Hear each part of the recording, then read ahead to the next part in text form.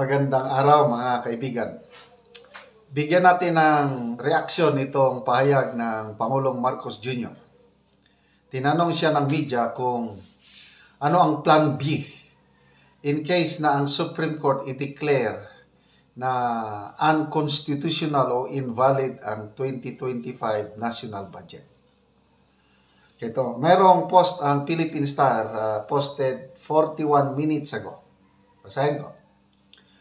President Marcos on whether the administration has contingency plan in case Supreme Court rules against the 2025 budget.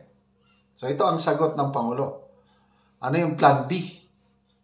Reenacted budget o ganon. Ang sagot niya is no. Plan B o no or none. No. We shut down everything.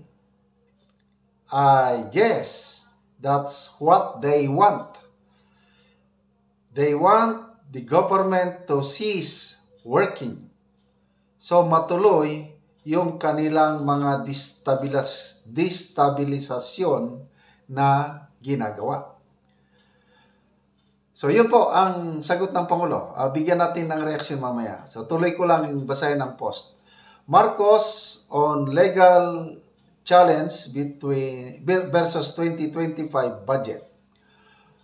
Will let the Solicitor General make the argument before the Supreme Court. We're very confident that our case is strong.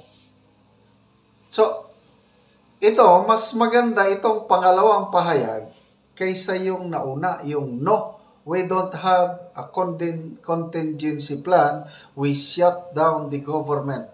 Wala kaming gagawin. Wala ng gobyerno. Parang ganun ang sinasabi niya. So, anong ibig sabihin nun? Defeatist. Surrender na siya. Wala na. Anong klaseng leader yan? Mas maganda itong pangalawa. Yung legal challenge. Anong gagawin? Yung petition sa Supreme Court. Sabi niya, trabaho ng Solicitor General yan. Siyang ilaban niya sa korte at we are confident. Yan, ganyan sana palagi. Yung ganitong statement, we're very confident that our case is strong. Hindi kami matatalo dyan. Pabayaan mo yung nag-file ng petisyon, haharapin namin yan. Wala kaming ginawang illegal. Everything is within the law. Yan ang magandang pahayag, di ba? Ang hindi magandang pakinggan is yung no contingency plan. That's very, sa akin hindi katanggap-tanggap yung wala kang contingency plan. Ang buhay natin kasi, very uncertain ang buhay ng tao. Pati na rin itong panggobyerno, may mga ganyan talaga. So, dapat meron tayong plan, may plan A, plan B, plan C. So, dito sa presidente, yung sabi niya, no contingency plan, no plan B, we will shut down the government. Nako, anong klaseng pangulo meron tayo? Tapos ito pa, pinaratangan niya na destabilisasyon ang ginagawa ni na Congressman Unga, PRRD at Atty. Vic Rodriguez at iba pang mga tao na nag-file ng petisyon. Destabilization daw. I don't know, sa tingin nyo, destabilization ba yun? Hindi ba sila ang unang nag-challenge na file a case in the Supreme Court? Karapatan ng bawat Pilipino na dumulog sa korte at yun ang ginawa. Paano maging destabilization ang pagpunta mo sa korte na i-question ang budget? Ang kini-question hindi naman yung GAA. Ang kini-question yung blank items sa BICAM report na inamin na mismo ng chairperson ng Committee on Appropriations. Merong blank. So, who filled in the blanks? Okay lang sana kung yung mga blank items is typographical error, grammatical error, o pwedeng baguhin ng pwedeng ayusin ng technical staff. Kailang amount yun budget yun Hindi katanggap-tanggap na technical staff ang maglagay ng billions of pesos. Yun ang problema. So, basahin natin ang mga comments. Okay, yung muna. People who reacted. 2,100 people who reacted. Ilan ang tumatawa? 1,800. Tinatawa na nila ang reaksyon ng Pangulo. Response ng Pangulo na he will shut down the government. Wala siyang plan B. Surrender na lang.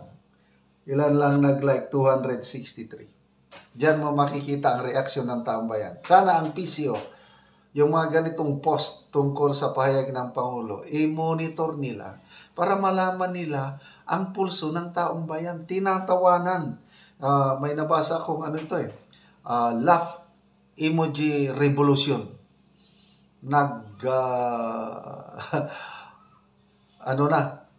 Nag-aaklas na ang taong bayan sa pamamagitan ng paglagay ng laugh emoji. Ganun na lang magawa ng tayo. Tawanan mo na lang ganyan ang presidente natin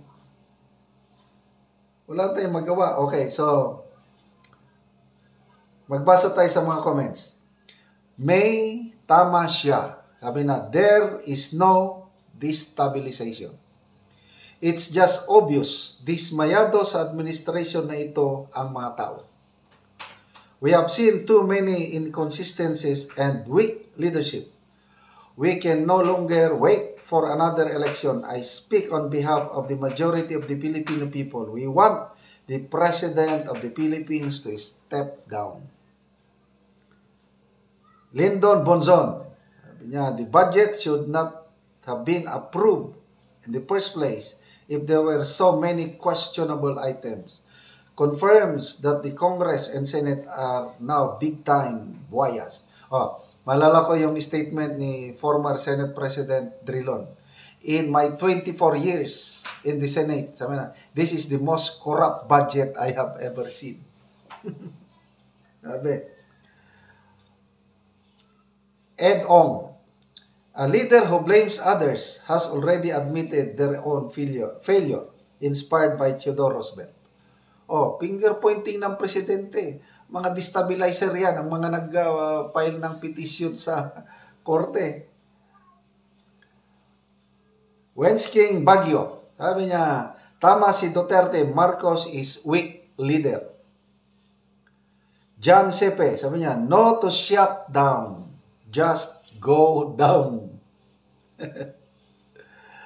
Pau Arnado, sabi niya, shut down everything. Tapos, we're very confident. Magkabaliktad Yung una, defeatist. Yung isa naman, overconfident. Ano ba yan? Anyway, so, wala na tayong magawa. Yan ang presidente natin Yan ang binutuhan natin. Ang pagsisisi palaging nasa huli.